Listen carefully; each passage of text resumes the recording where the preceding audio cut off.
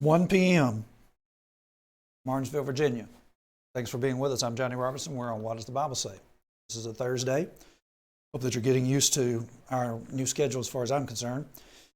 And we hope also that you have a little bit of time to spend with us this afternoon. And also want to remind you, if you happen to be archiving this, you can listen to this in 1 hour. If you can keep up with the way we sound in double time, and that's fine with us. I watch everything on YouTube double time. I just don't have all this time to be sitting and watching, listening to someone in real time, so I use the gear. And those of you who are wondering what the gear is, you're going to have to search for the gear on your YouTube screen, and you can actually watch us in half the time, 1.5, 1.75, or 2. This afternoon, we are getting into the book of Kings, and what I'm basically trying to do for you is I am trying to help you in a way that you really can't measure. And what I mean by that is you might just be trying to figure out, how is it that two guys and a handful of brethren in Virginia are getting all this information out? And the answer is simply, we don't look at ourselves as we see ourselves in the mirror. Can I just put it that way? We basically look at ourselves as individuals that we find positioned in the Bible, in the Old Testament, particularly right now. The reason why the children of Israel did not get to go into the promised land is recorded right here in Numbers chapter 13, verse 33.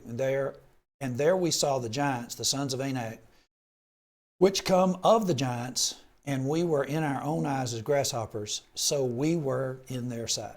See how that goes? We saw ourselves as grasshoppers, and we were grasshoppers to them as well. That's just not reality. You know, you can grow up as a child, and you can be told all your life that you are something that you're not. In other words, a parent or relative, a sibling, or friends can berate you and beat down your self-esteem, and that ends up causing in your mind to believe what they have said about you. But that's not reality. What reality is really beyond anything that you can imagine. Now you say, well, this is some kind of existential hogwash, and he's talking about things that are beyond us. And I'm saying to you, this is exactly what Ephesians 3:20 says. It says that he is able to do exceeding abundantly above all that we ask or think, according to the power that works in us. Now, here's the thing: exceeding abundantly above what you think or you ask. Ask or think. Asking is your prayer, thinking is your imagination. So the only thing that's actually limiting us really is our imagination and our prayers. James 4, we read that we have not because we ask not. And so you might just be having these very small visions, and you may be having these very piddling little prayers help you get through the day. Seriously? You know, the idea of getting through the day, that's such a minor, minimal request for God. How about change the world? Help me change the world. And I don't understand why we're not all thinking that that's exactly what it is that we're doing. Now, can I tell you this, folks? And sometimes you just have to tell things as they are. The area here in South Virginia, it's called Southside, and we're right on the top of the map of North Carolina as well. So we can just drive right into North Carolina in like 2 or 3 minutes when we're in Danville.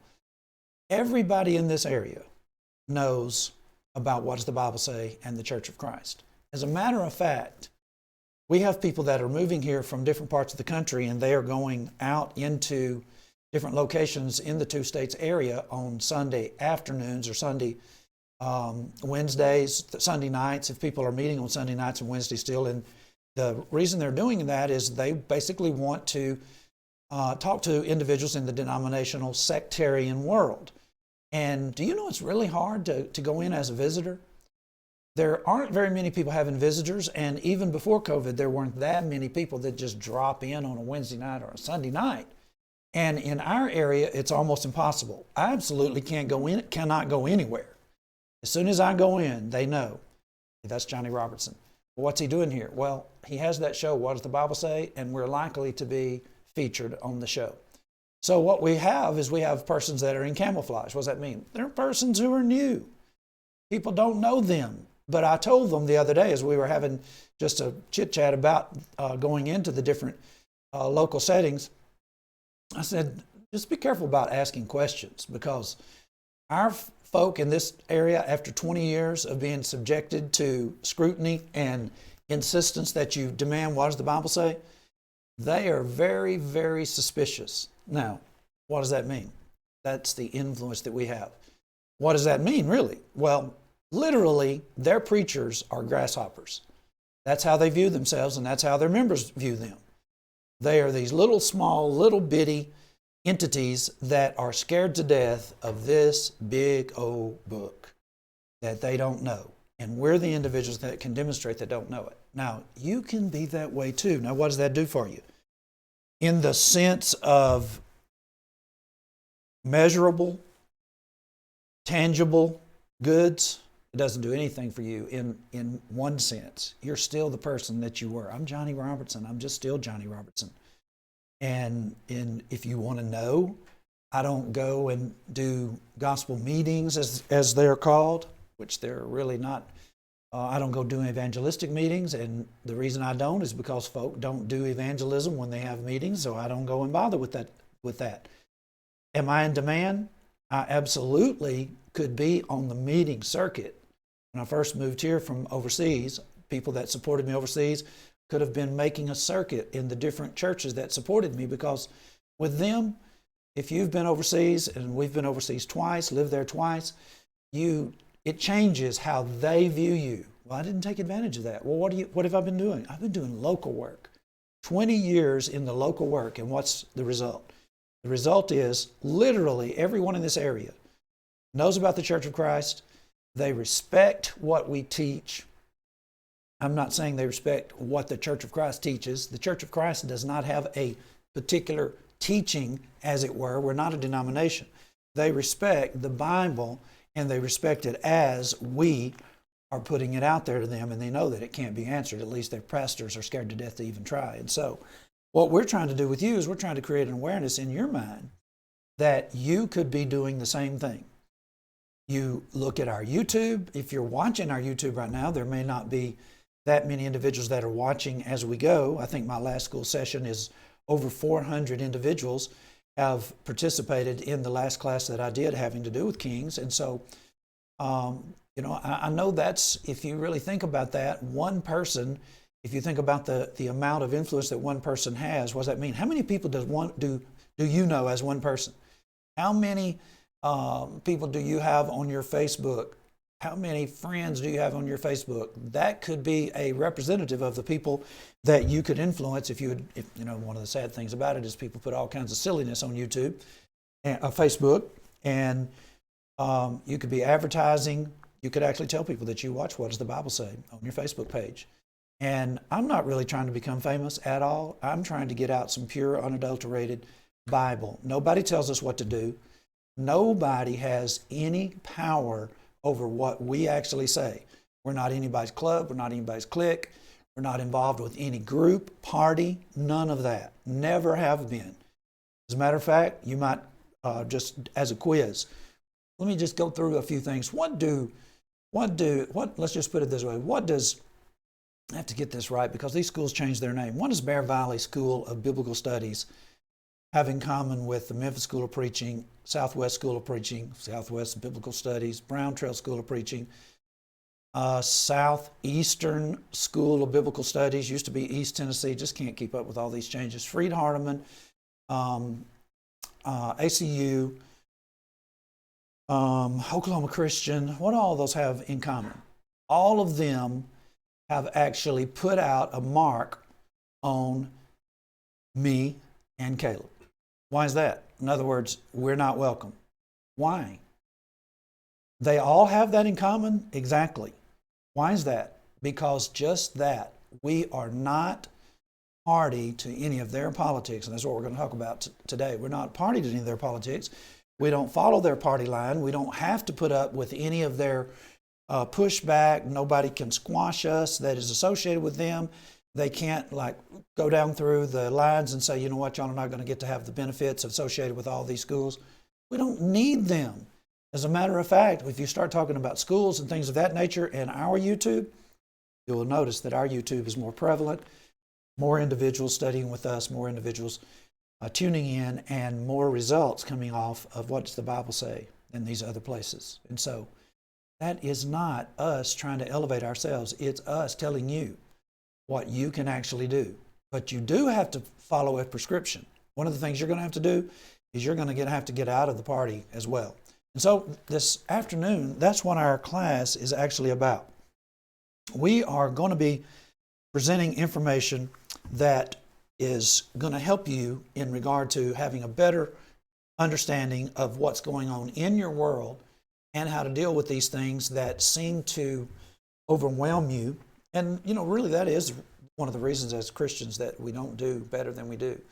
It says, as we begin to imagine, then the realities of life and our negative imaginations come into play. I want you to look at this.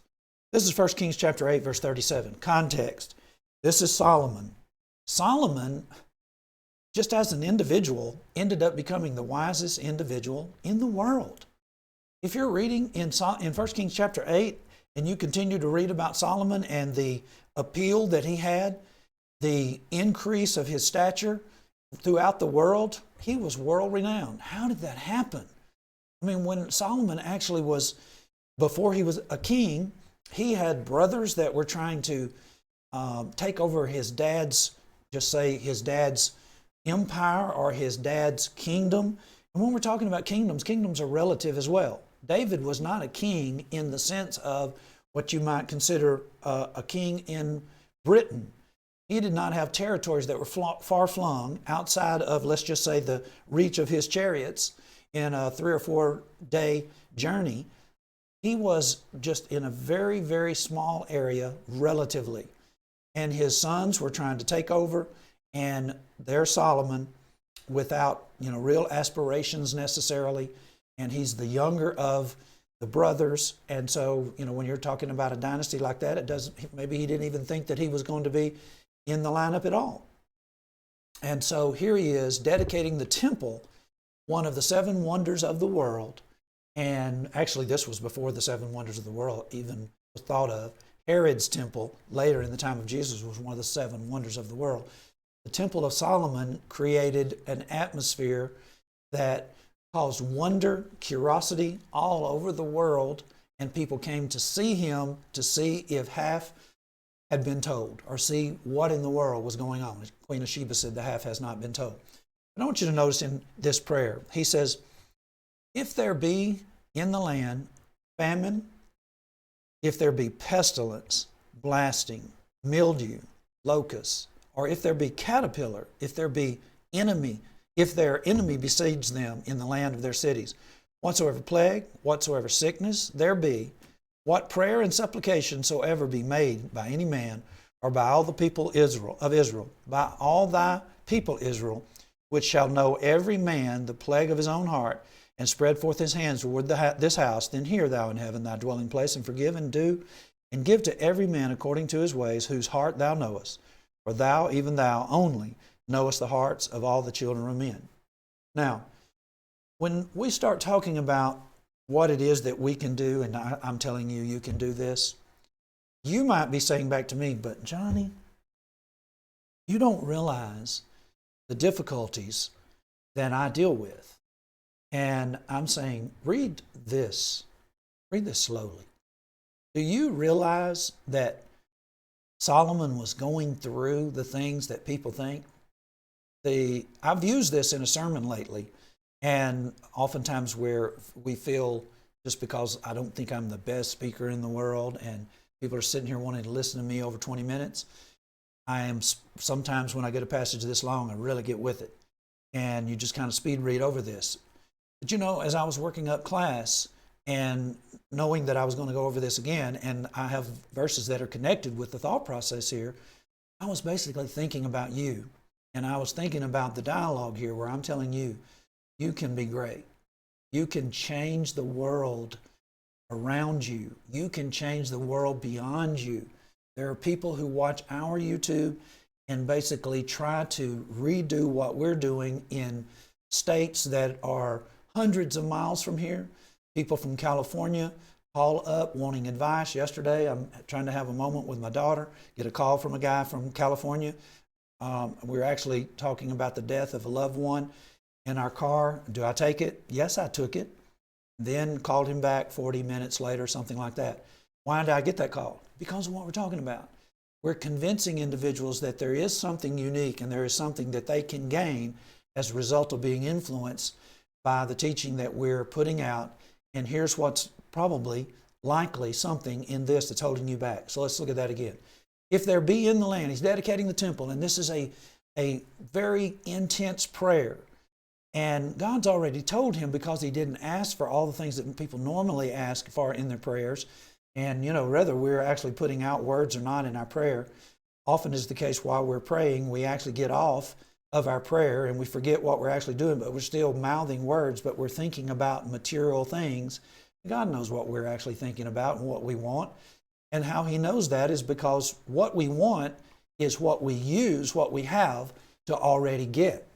The things that you're involved in right now, that's what you want. And if you're asking God to help you do certain things, God's looking at you and he's saying, I can see what you want because I see what you have and I see how you're using what you have. And it's pretty much wrapped up in what you want.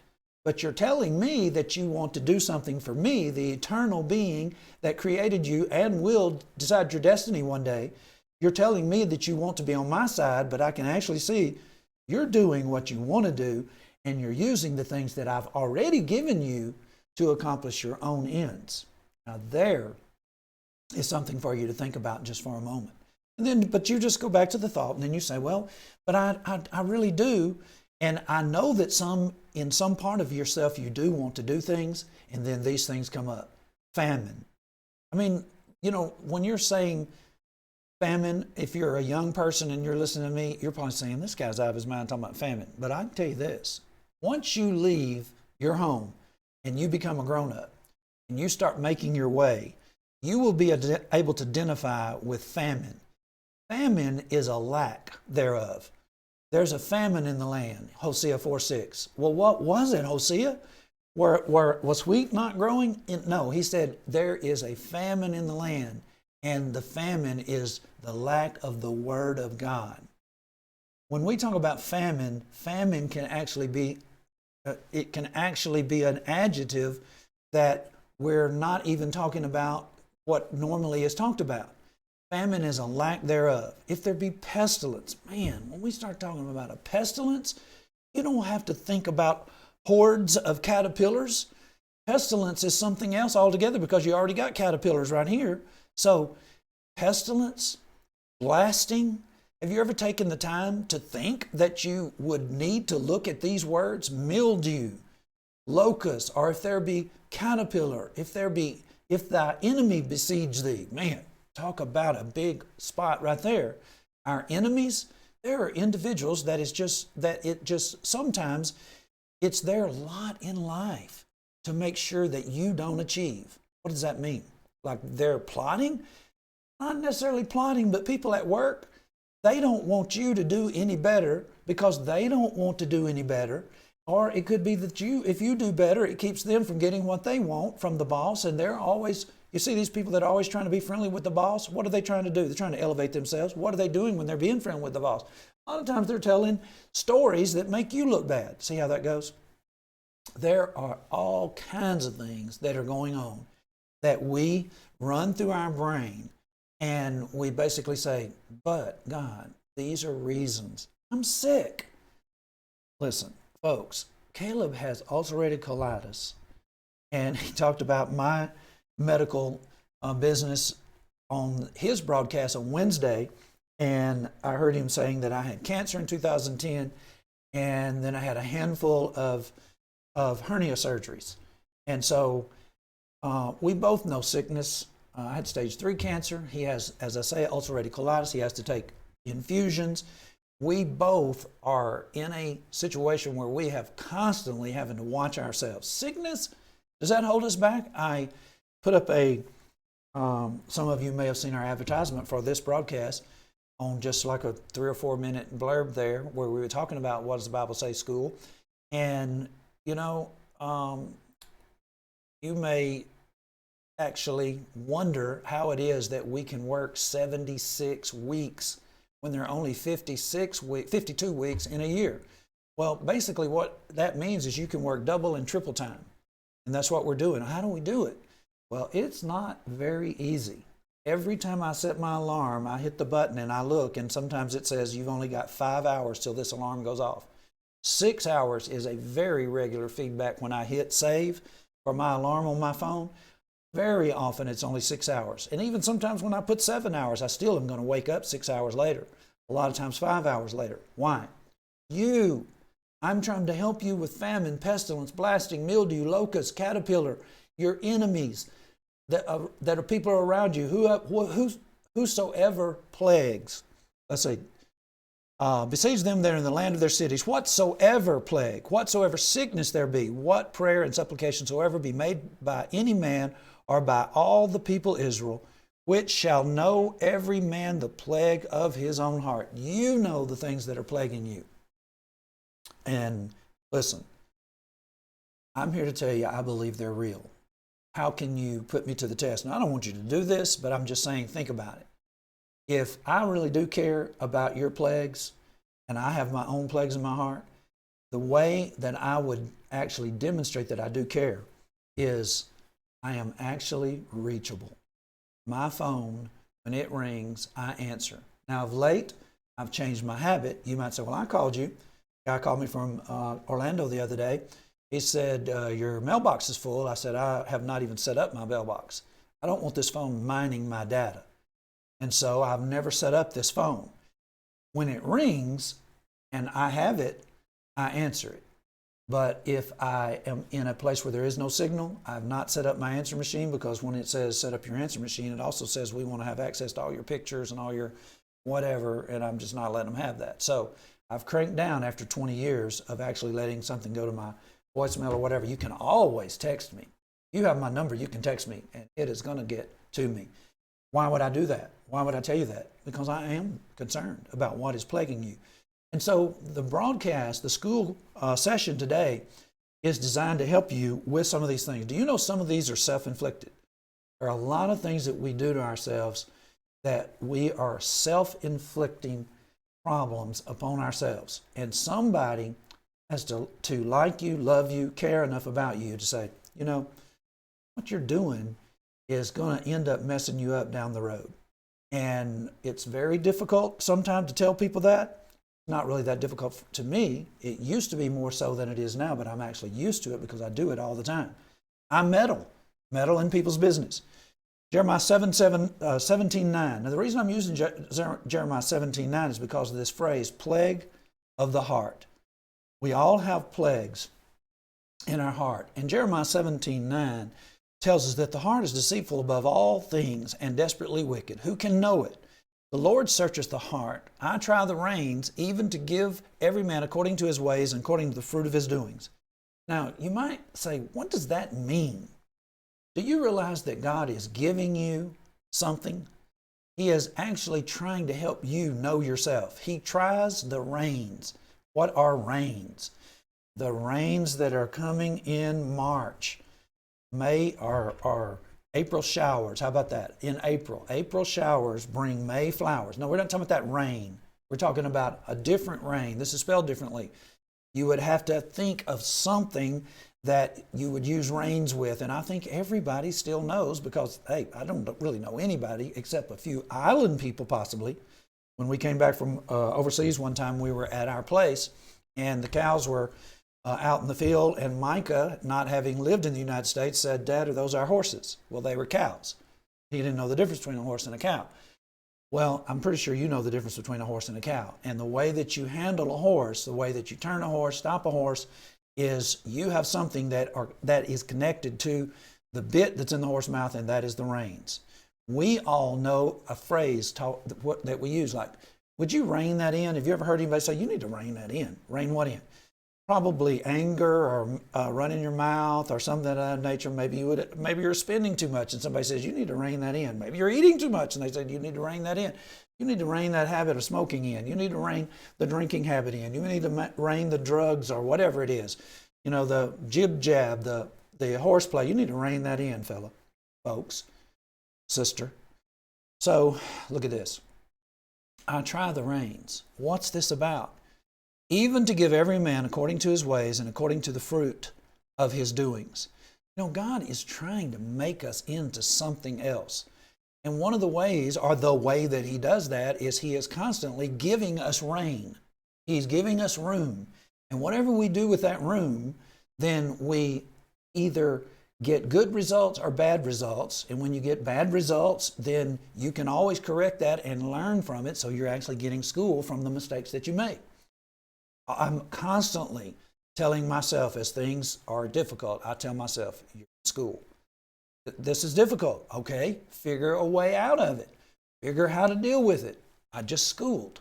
Whatever it is, I'm telling myself, you know what, Johnny, this is making you actually understand something that you didn't understand before. Or, in fact, I'm going through something that I've already been before and I know better how to handle it. Why? Because I said last time, this is school. What's that about? It's not that God is just testing you. Look, God wants you to be something for him. He wants you to get out of that rut, get out of that thinking that we were talking about in the beginning, and realize that he's got something for you to do. He wants you to become that someone that he can actually use to accomplish a grand part of his scheme. Look at Job 1:8. You know, a lot of times people just think about, I read the book of Job, and man, it is the most depressing thing I have ever read. God just putting all this stuff on Job. Look, here's what was going on with Job. God needs individuals that he can present to present himself, to represent himself. Really? How do you actually get someone to believe that you believe in the love of God? The way you convince someone else that you believe in the love of God is you practice the love of God. If you don't have the love of God, if you're a mean-spirited individual who bites and devours, carries tails, always talking trash about somebody, not trying to help them out of the situations they're in, not trying to elevate them and encourage them, you can't be able to convince people that you really have the love of God in your heart. The love of God, 1 John chapter 3, just go there and read it. Not like Cain, verse 12, who killed his brother, but a person's love is demonstrated by their love for their neighbor. Well, how you love your neighbor? You actually have to demonstrate love. Here's what God wants. Have you considered my servant Job? He's talking to Satan. And Satan's people are all over the world. And God wants individuals that are his representatives to stand in front of those people. And God literally is saying, have you considered my Christian? Have you considered this Christian? Have you considered these followers of my son Jesus? That's what that means. And people that wear the name Christian, it is unbelievable the behavior that is associated. Look at our nation right now. All these individuals that are claiming to be Christians, and what are they about? You know, I would hope that you notice that one of the things, even though I'm about to talk about politics, they're going to be a different kind of politics than what you think. One of the things that you don't hear us doing is we're not always talking about American politics. You know why? American politics don't amount to a hill of beans. Johnny, what in the world? Do you not know that NBC, ABC, CBS, CNN, Fox, Newsmax, to name a few, and then all of the different magazines, Post, Daily, all this kind of stuff, they make their living on politics. And that's what they're doing, is they're making their living. And what are they changing? Nothing. In the bigger scheme of things, it's just a constant quibble. It's a constant dribble of people complaining and yakking about each other. Do we get into that? Look on our Facebook. You might say, well, John, you don't do much on Facebook. I do a lot on YouTube. How much politics? Don't care anything about your political affiliation. But I can tell you this, I know about political affiliation. I know the religious community by and large are in the Republican Party. And pretty much the Republican Party is noted for, right now, in the last 20, 30 years, it didn't used to be this way. The Democratic Party was noted for racism for 100 years. Then all of a sudden, the southern states started flipping from Democrat to Republican as the preachers like Jerry Falwell, Ralph Reed, and Pat Robertson, as all these individuals became personalities on media, then you started seeing them flipping to the Republican Party. And now these individuals, how are they? What have they done as far as desegregating religion? Zero. No desegregation. What does that mean? What it means is, do you still have white churches, Mexican churches, black churches, Asian churches? Yes, you do. Some of these have to do with language, but a lot of it has to do with the fact that there is no influence whatsoever in the religious right, in the political arena. It's all about getting to Washington, D.C. It's not at getting to the throne of God. So what we're saying is, why does God try your reins? He is trying to give every man according to his ways and according to the fruit of his doings. He will reward you if you will rein it in, if you will basically realize, look, the heart, it's plagued, but it is very deceitful. It is very, you know what? Sometimes you may actually have your own self deceived, and you're so deceived, even though you used to know a certain thing, but now you're so deceived that you are what you used to say, I don't even want to be.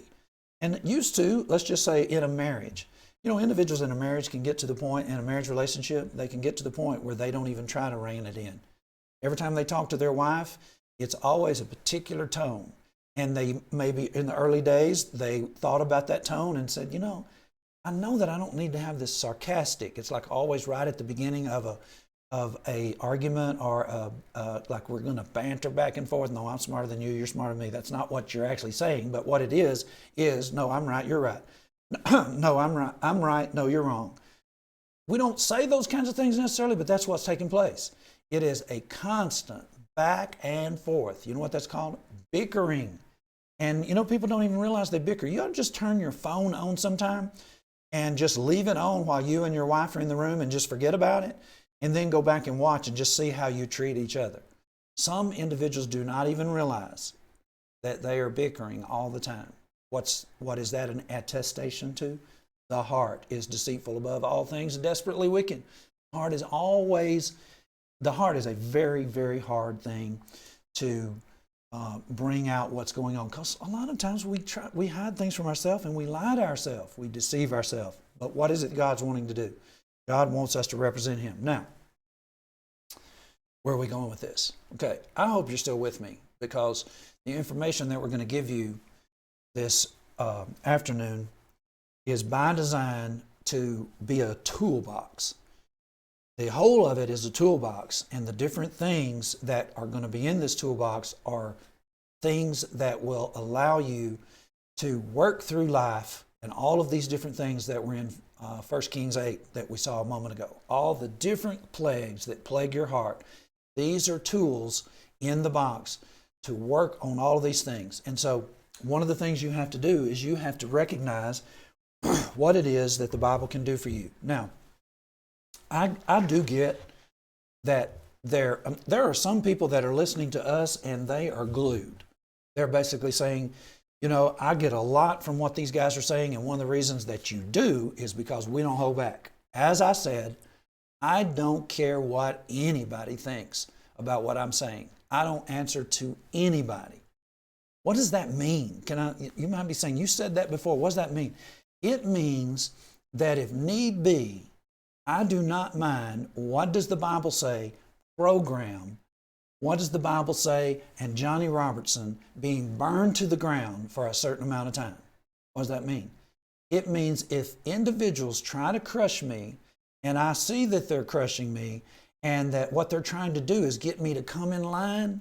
A good friend of mine called me from Memphis, Tennessee this past week, and he was telling me about a guy that was talking about me over in Missouri. And after a bit of finding out what had gone on with myself and this individual, so I wasn't trash talking this individual, it's just basically saying this is how this went. He said, Johnny, he said, people have been trying to turn me against you for years. He said, I just cannot believe the amount of people that have been trying to turn me against you. And he resists. What's that about? That's what I'm talking about. Even if it comes to individuals trying to press us just with the most intense pressure, so far, they have not been able to make us do what they want us to do. We're following God, and that's why people watch us. I might talk about your preacher as not. Well, you said a while ago you don't talk about anybody. I didn't say I don't talk about anybody. I said that I am not actually doing things that God doesn't allow. There are plenty of places where God demands that certain individuals be marked and noted that they're doing certain things.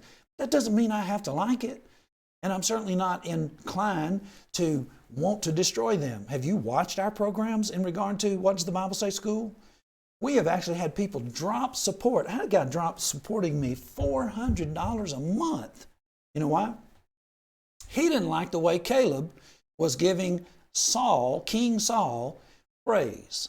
He didn't like the attributes that Caleb was exemplifying that Saul actually had. Saul was not all a bad guy. And, the guy's just like, I cannot believe that y'all are talking good about Saul. And what do you want to do? Just beat the stuffing out of Saul, King Saul? Well, if you do, you know what? What you actually put out, isn't that what you're going to get back? If that's how you want everybody to look at you when you're having these times that they actually get to see, Saul is a character that God Almighty has arrayed in front of us to see the good, the bad, and the ugly. He didn't put it out there for you to actually sit in judgment. He put that out there to show you the school that Saul went through and the plagues of Saul's heart and the plagues of individuals that around Saul and the different things that associate with him. This isn't about you getting in the judgment seat and us going through these folks and picking them to death. This is about us learning. Man, I cannot imagine Saul being the first king and the different things that he did for Israel, trying to do good. Did he get off? Did his heart overtake him? The plagues of his heart overtake him? Absolutely.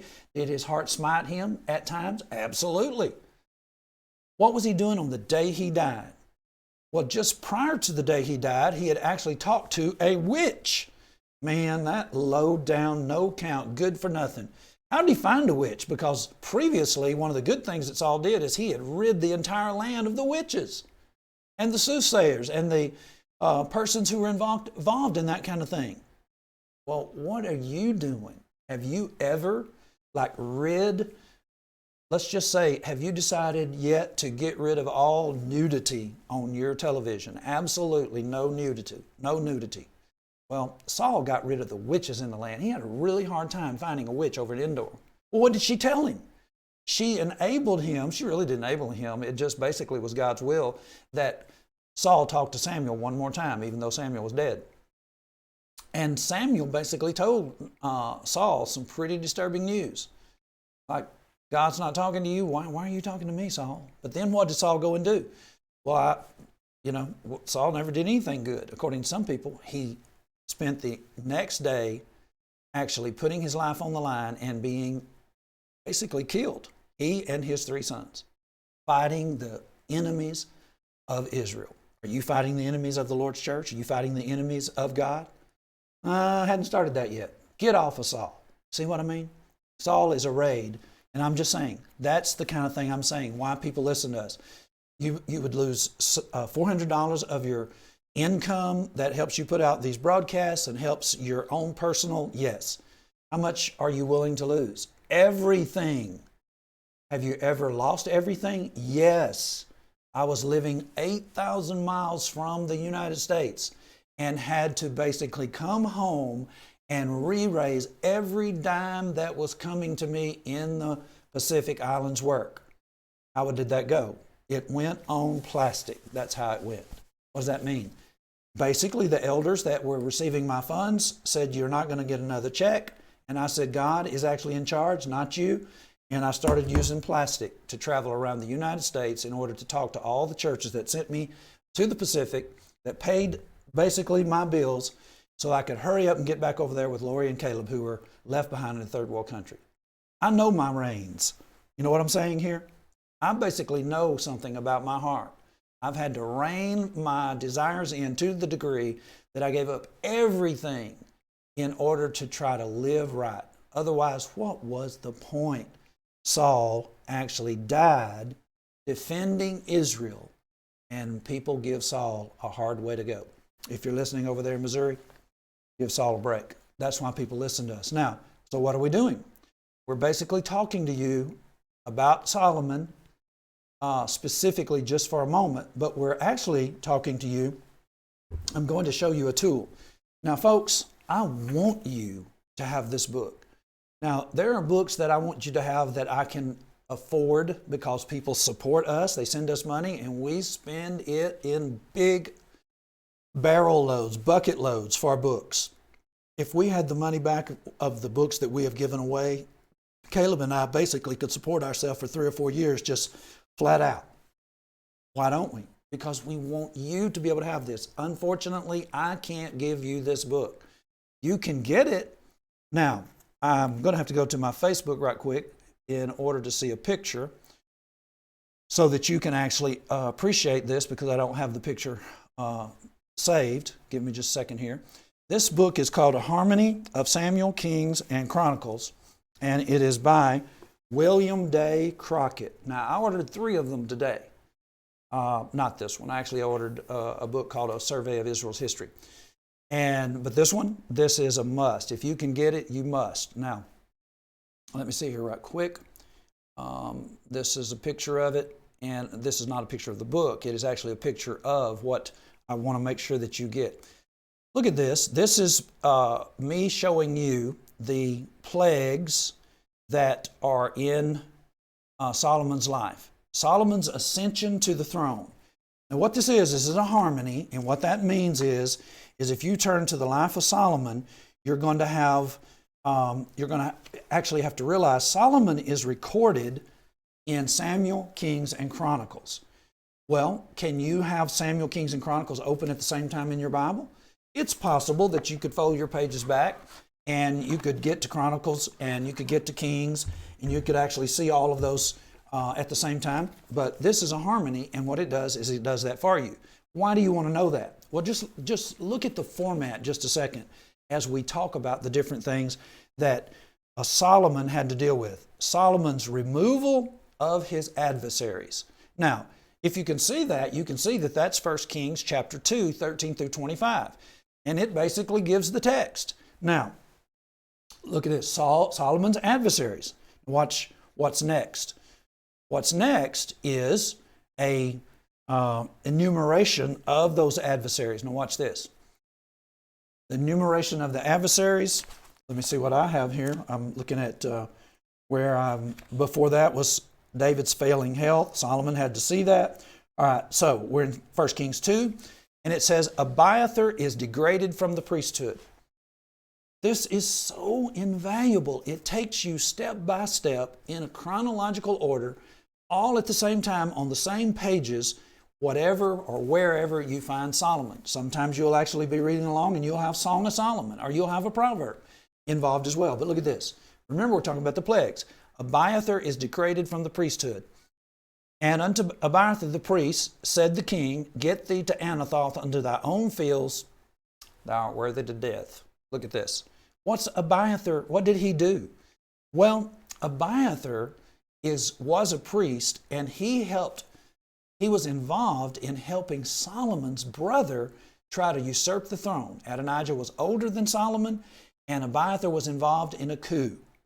And so what ends up happening? Well, Solomon has to do something about this guy. If you would be willing to be involved in a coup with my brother, you can't be close enough to me to hurt me. And so what you need to do is go back into Anathoth. Now, thou art worthy of death, but I will not at this time put thee to death, because thou bearest the ark of the Lord God before David my father, and because thou wast afflicted in all wherein he was afflicted. So Solomon thrust out Abiathar from being priest unto the Lord. This is a fulfillment of something that was said to Eli, that none of his seed would actually go forward. All right. Joab's flight and death. Well, what's the deal with Joab? This is one of David's nephews. And so It would be Solomon's great nephew, which actually is in fact much older than Solomon. Well, Joab sees that if Solomon is going to do something about Abiathar as a result of this coup, well, Joab was a big player in this coup with Adonijah. And so Joab has been an individual that has been a traitor. And if you've listened to Caleb's school classes, you've heard a lot about Joab. Joab was a great captain, but he killed some very, very good men that had been pardoned. Abner, for instance, and one of the brothers of, I'm trying to think who is Ezekiel. He was swift as a roe. I just remember he is one of the captains, but I can't remember who his brothers are. And Joab just a very, very dangerous, a very vengeful individual. And this is his last chance right here. And so it's someone that Solomon is going to have to deal with. The elevation of Benaiah and Zadok. Zadok replaces Abiathar. And Benaiah is basically, he is the man. If you hear Benaiah's being sent, I hate to be this way, but everybody knows this. The music on The Godfather, when you hear that music start, you pretty much know somebody's fixing to get it. When Benaiah gets sent out, then you pretty much know that somebody is in trouble. Benaiah is one of Solomon's number one, you just might say Secret Service or something of that nature. He is definitely going to take care of the king, and king sends him to do his bidding. And when he comes, it's generally, or a lot of times, not good. Shimei meets with his deserts. Look at this. These are the things that were plaguing Solomon, the things that he has to deal with. Now, I have all these listed, and they're here for me as I think about them and I know about them. Shimei is an individual that is from the tribe of Benjamin, and a lot of people didn't accept when David became king instead of Saul, because we're talking about family members here. If the Benjamites have the person from their family being king, then they're going to get some special treatment. Well, all of a sudden now Judah, from the tribe of Judah, David comes along, and Shimei is not all that happy with that. He's not the only one that's not happy with that. But he cursed David when Absalom was trying to, the same thing, he was involved in a coup, trying to take over his dad's kingdom. And so Shimei, David had mercy on a lot of these individuals. And David is talking to his son before he dies, and he basically tells him, you remember Shimei. And the king sent and called for Shimei, said unto him, build thee an house, and dwell here in Jerusalem, and go not thence any whither. Well, basically to tell you in a nutshell, Shimei gave his word that he would stay put in Jerusalem so that Solomon could keep an eye on him. And then all of a sudden, one of his servants ran away, and he ends up going off into the Philistine territory. Didn't ask, just took off. And it was told to Solomon, Shimei left town. Guess what? Benaiah, Shimei's dead. See, there are individuals that sometimes we allow to be in our sphere in association with us, but we realize there's certain things that are going on with them, and if they don't rein it in, see, that's what we're talking about here. If they don't rein it in, then eventually, a guy called me last night. No, it's the guy that called me, today is Thursday. He called me on Monday. He was the guy who called me from California while I was talking to my daughter. And what he was actually talking to me about was, he said that the congregation where he is trying to assemble now, they don't want to accept him. And he was wanting, a lot of people call me and they want us to weigh in. And what ends up happening is then they go back to the people that they're associated with and they say, Johnny Robertson said. I don't play that game. I just basically tell him what we do. I told him, let's just say his name is Amos. Amos, if you came here and said you wanted to be a part of this congregation, that doesn't mean that we're going to accept you. We would talk with you, and if you're an individual, and I'm saying when we talk with you, we're not going to be talking about, how's the weather, stuff like that. We're going to be talking very, very intimate with you. We will ask you questions that you will not believe, because we're trying to ferret out, we're trying to sift out things to find out, do we want a person that's like this in and amongst us? And you might be saying, well, sounds like y'all are about to judgmental bunch of stuff. No, let's back up. I didn't say that we weren't going to let a person be with us. We're trying to find out what we're dealing with, because there are a lot of unreasonable individuals, as Paul said in the Thessalonian letter. There are a lot of unreasonable individuals out there. Just make sure that's right. unreasonable men. There are a lot of unreasonable individuals. Let's see what my search is set on. Would probably help if I spell unreasonable right. My producer.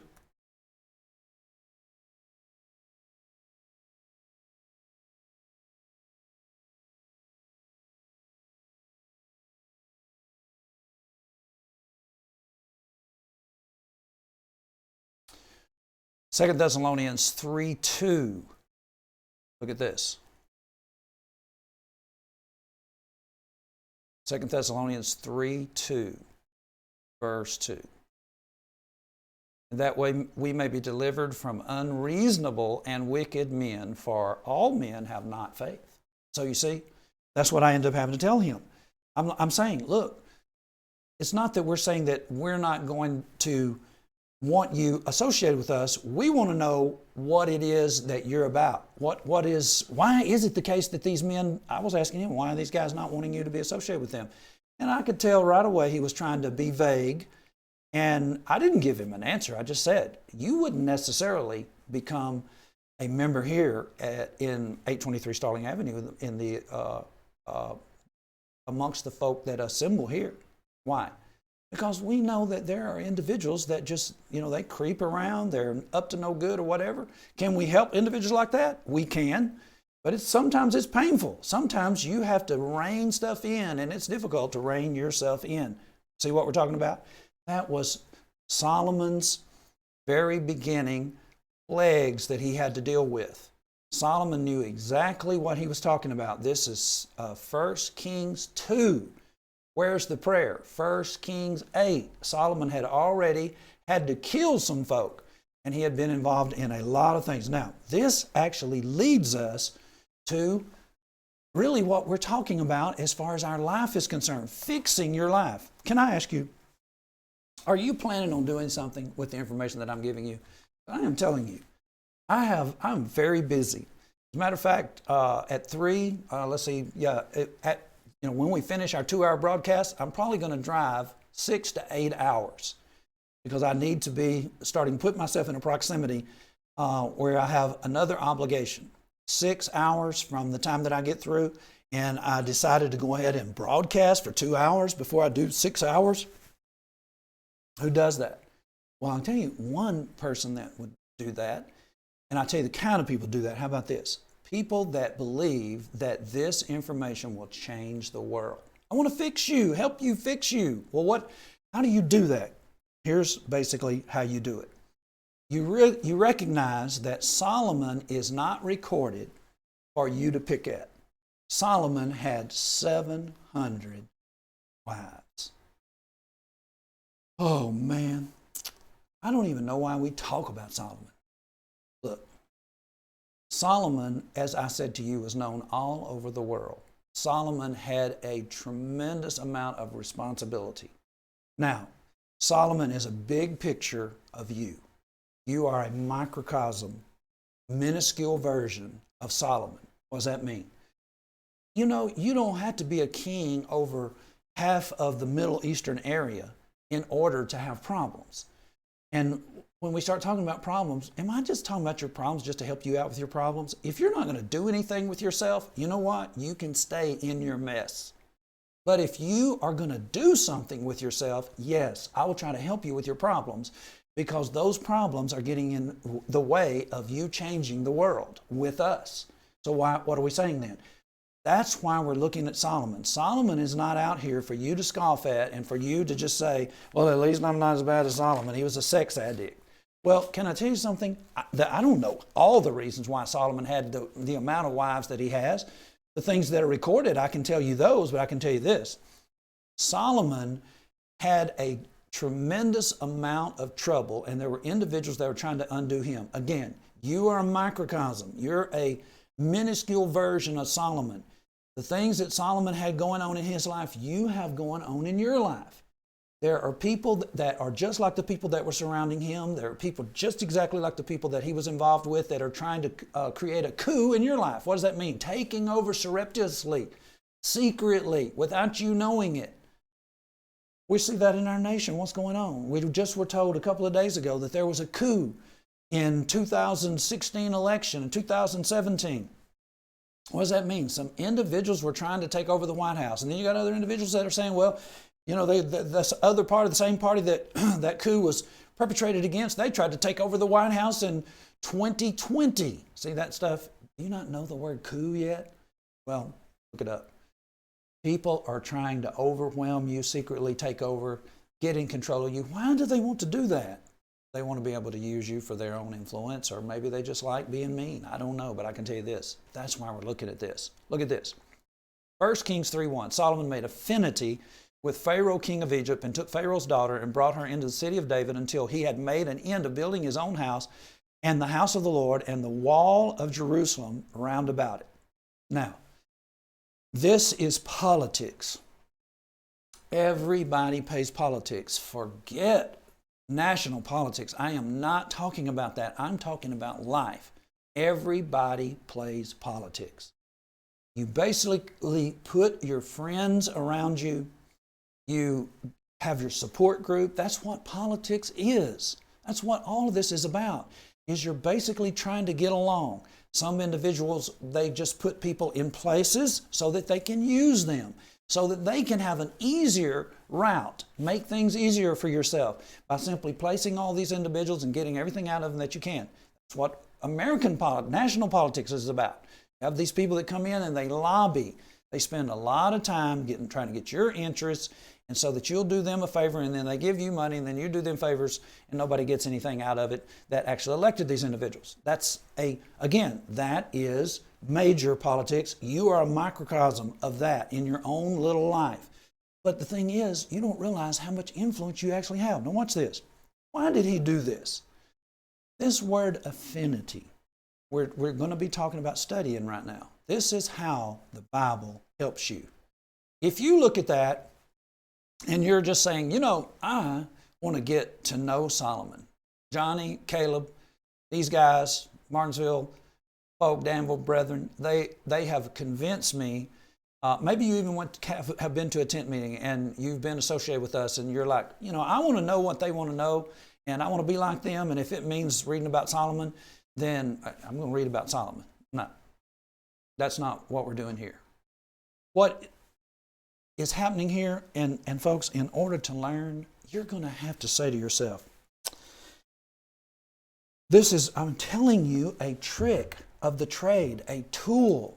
You're going to have to tell yourself, this business about affinity, I need to know this business about affinity. Do you know sometimes I will spend hours, like I will be trying to produce a class, get ready for a class to give you information, and I will spend hours.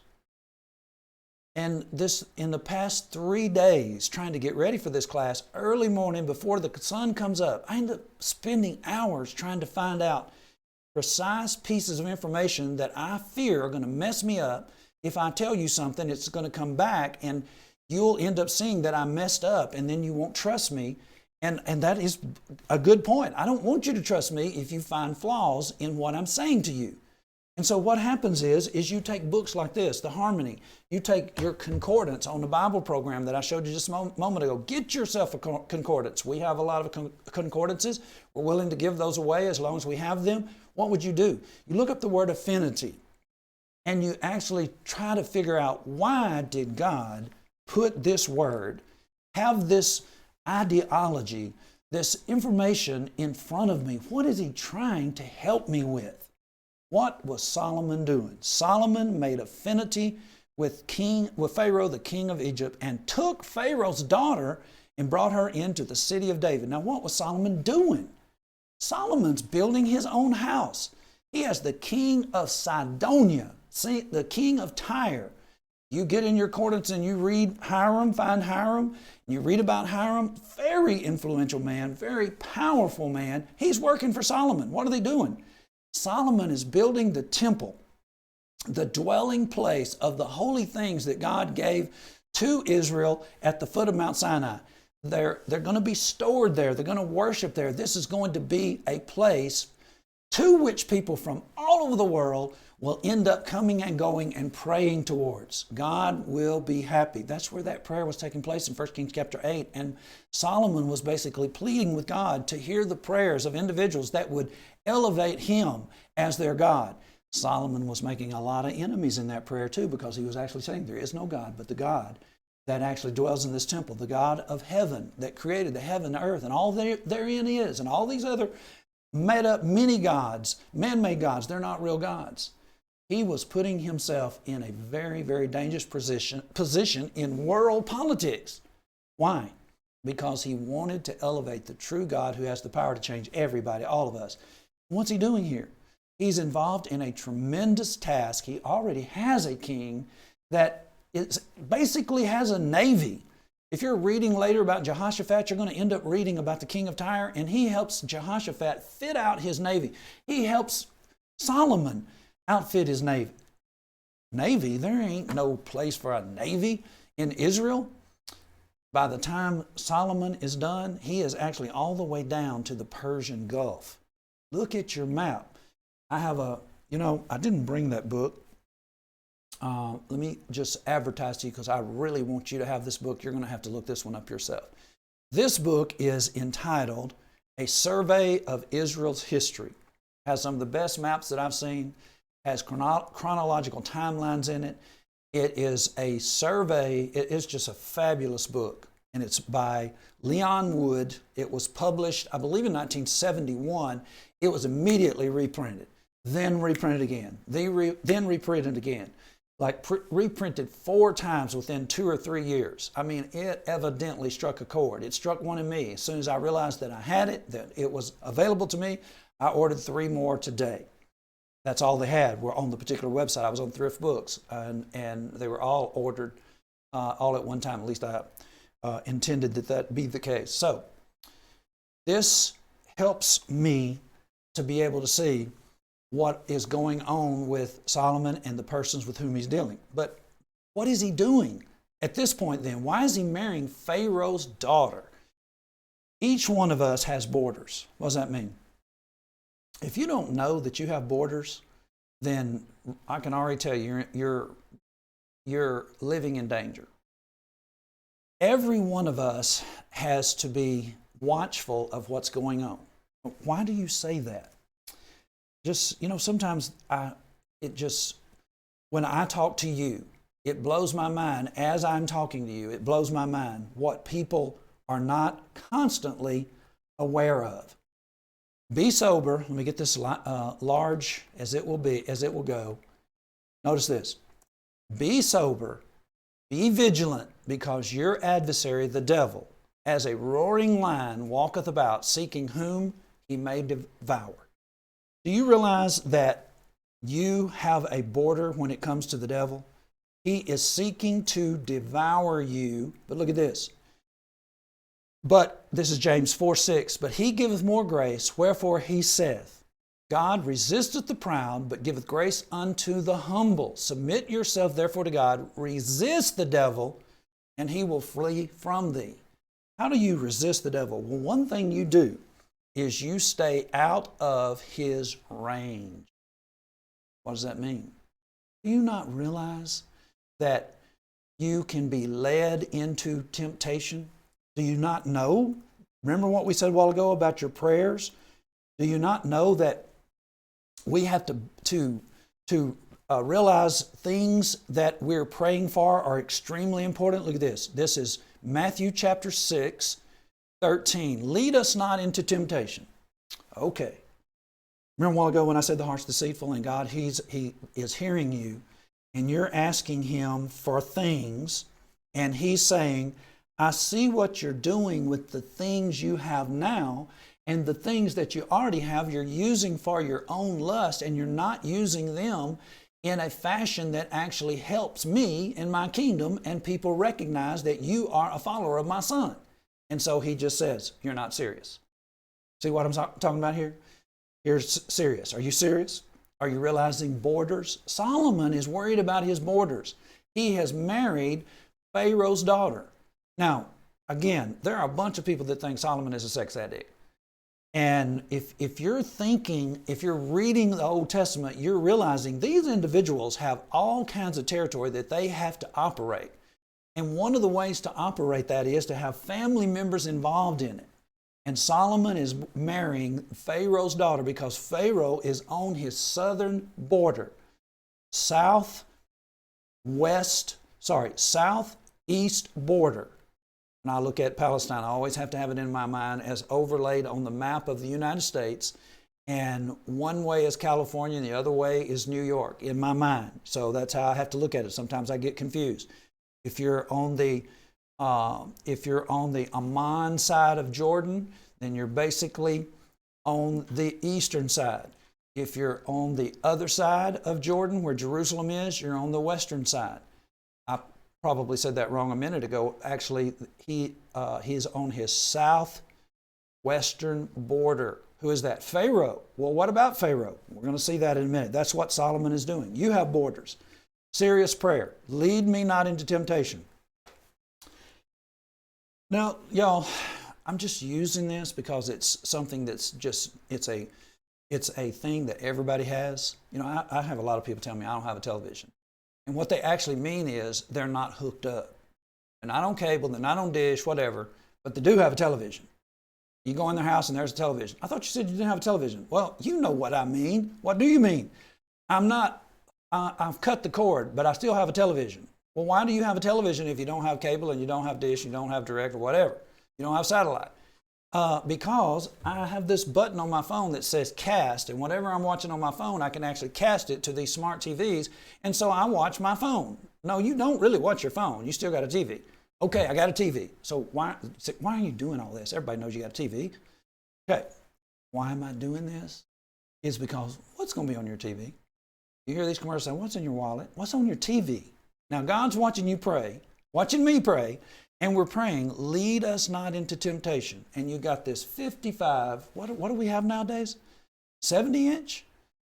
I don't know how big it is, how affordable all this stuff is, but I'm pretty sure I'm hearing people talking about 65 and 70-inch TVs, and it's pretty, like, not a big deal. You're not saying you're extravagant. You got a 70-inch apparatus that will show you the Super Bowl in real live time. Well, what's wrong with the Super Bowl? I am not talking about the Super Bowl. Just stay with me just a moment. Somebody just already throwing a fit. Johnny's down on Super Bowl. What about you got this life-size thing. I'm talking about you can walk up to this thing and the people on it are just almost as big as you are. They're big as your kids. And you're watching the halftime show. And did I watch the halftime show? I don't even watch the Super Bowl. Don't even care nothing about that garbage. But I do know this. I was hearing a lot of different yakking back and forth about the Super Bowl. A bunch of people complaining about the Super Bowl because they didn't like the people that were on it. They didn't like how many black folk was on it and the different news cycles and things of that nature. What I would say is nudity at the Super Bowl. I don't know what the songs were like. I saw a bunch of rappers, white and black. I know they all cuss and they use the N word and the F word and every other word that's in the alphabet. If they can make it into something coarse and unclean, filthy, they use that. And on top of that, they're probably all doped out of their mind.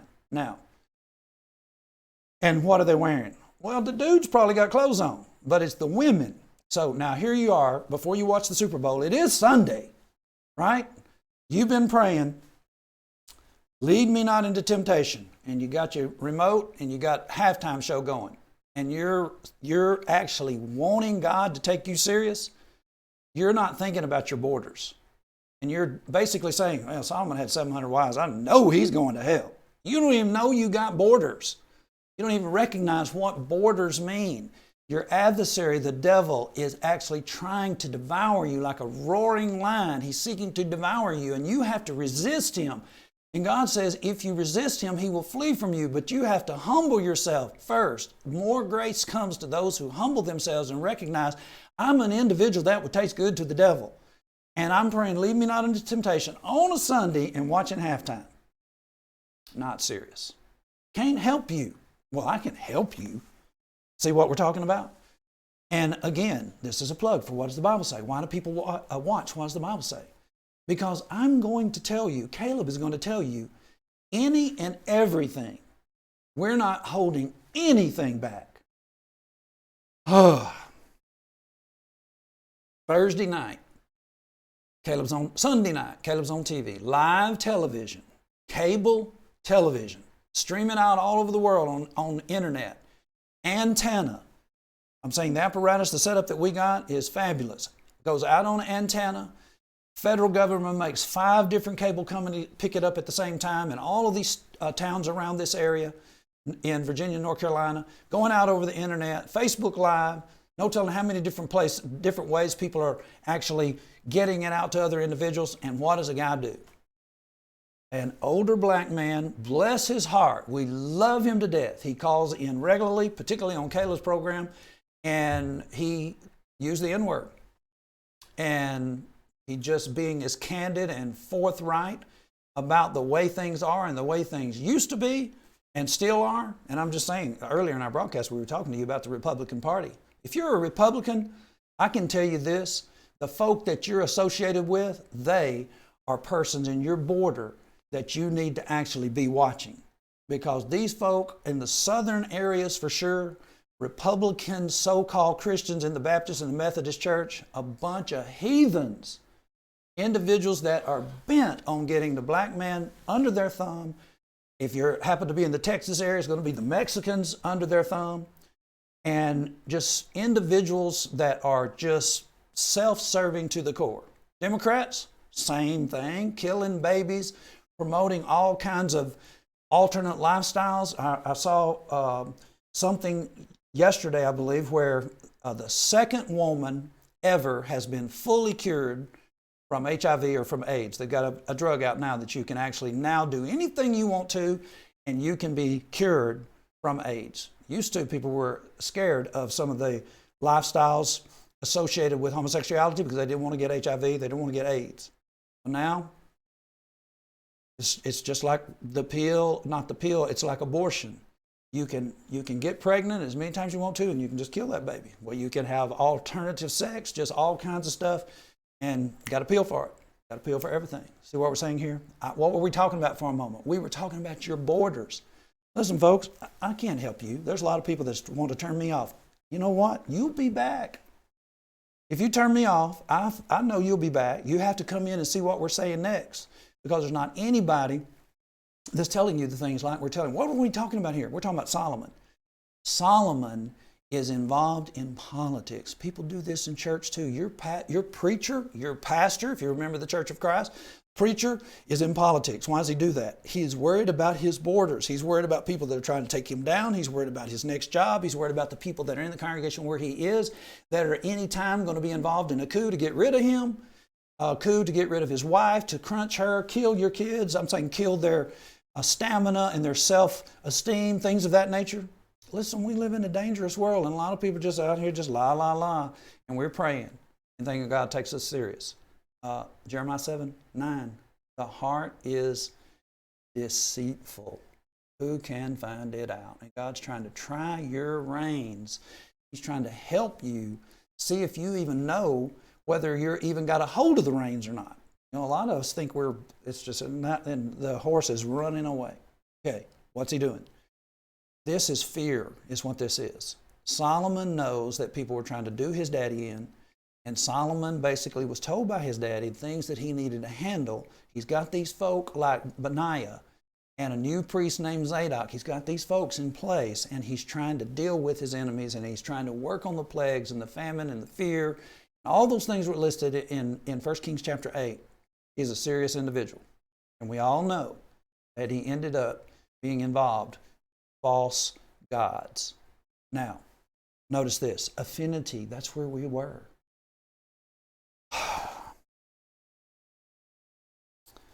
I'm not frustrated. I'm trying to think how to get you into this zone where you actually realize what real study is about and how you start getting information that'll just blow your mind. Affinity.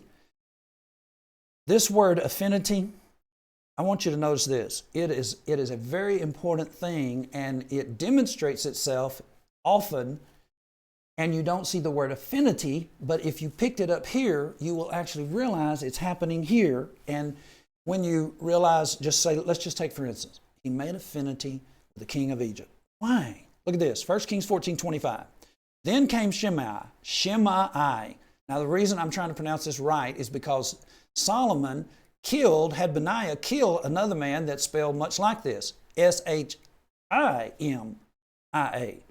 But this is a prophet, a prophet that didn't write. As far as we know, we don't have his writings, but he's still a great prophet. Then came Shimei.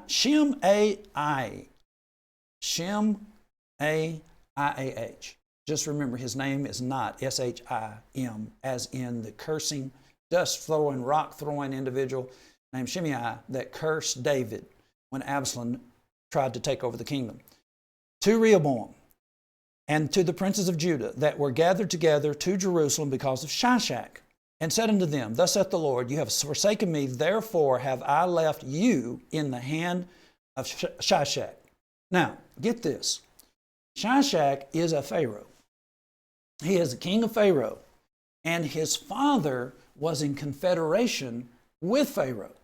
Now, his father was married to Pharaoh's daughter, and he was doing that so that he could have affinity with him. I love my daughter. I love my daughter's husband. I am therefore not going to destroy his kingdom because I don't want to hurt my daughter. Affinity, protection, politics, fix your fears, working on your borders. We are a microcosm of we're just a decimal of what Solomon, our life is a decimal point of what Solomon's big life was, but still it's the same stuff. And so what was he doing? He was using these individuals around him to watch it, to prepare his borders, to keep his borders tight because he knows his adversary.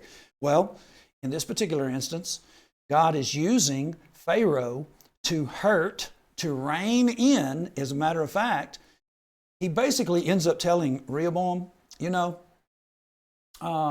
you humbled yourself, I'm not going to let Shishak do what I was going to let him do. But you're going to serve him so that you know servitude because you refuse to serve me. You know what we're talking about? Talking about horses again. There are horses that you try to rein them in, and you know what they do? As soon as you touch the reins or pull back on that bit, that head starts coming up. Boy, they just start slinging that head. If you don't watch out, one of them will butt you right in the head and knock you out. Knock your teeth out, as a matter of fact. So what do?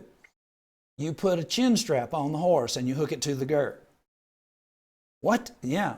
Every time he does this, he hits his own, a line that's connected to where the saddle is being held on, and it holds his head down, and he can't do it. Well, does he learn as a result of that? Sometimes they do. Sometimes horses quit doing that, and you can take that off. When you try to rein him in, he behaves, she behaves, but some don't. Some are like people. They just, if you let them loose, they're always going to be acting up. Rehoboam, acting up. And as a result of that, God couldn't rein him in the fashion, with the tools that God was using. He couldn't rein him in, so what did he do? He let the confederate, the persons that his daddy was confederate with, not the same king. I don't think it's necessarily that same Pharaoh. I don't know. It doesn't matter to me. It's still Egypt. Let him come in, and he basically said, and what my point is, I'm showing you Egypt is dangerous. They can come in and take over the entire kingdom. So they served Pharaoh. Could have been worse if he hadn't humbled himself. Look at this, 1 Kings 11, verse 14. And the Lord stirred up an adversary unto Solomon, Hadad the Edomite. He was the king's seed in Edom. Caleb covered this on Wednesday. For it came to pass when David was in Edom, and Joab the captain of his host was gone up to bury the slain, after he had smitten every male in Edom, for 6 months did Joab remain there with all Israel till he had cut off every male in Edom. That Hadad fled, and certain Edomites of his father's servants with him to go into Egypt. Hadad being yet a little child, and they arose out of Midian and came to Paran, and they took men with them out of Paran and came to Egypt unto Pharaoh king of Egypt, which gave him an house and appointed him victuals and gave him land. And the sister of Taphnes bare him Genubath his son, whom Taphnes weaned in Pharaoh's house, and Genubath was in Pharaoh's house among the sons of Pharaoh. And when Hadad heard in Egypt that David slept with his fathers, and that Joab the captain of the host was dead, Hadad said unto Pharaoh, Let me depart, that I may go unto my own country. I left out verse 19. Verse 19 tells you, and Hadad found great favor in the sight of Pharaoh, so he gave him to wife the sister of his own wife, the sister of Taphanes, the queen. Now, let's talk just a minute. What was Solomon doing? Solomon was trying to fix his fears.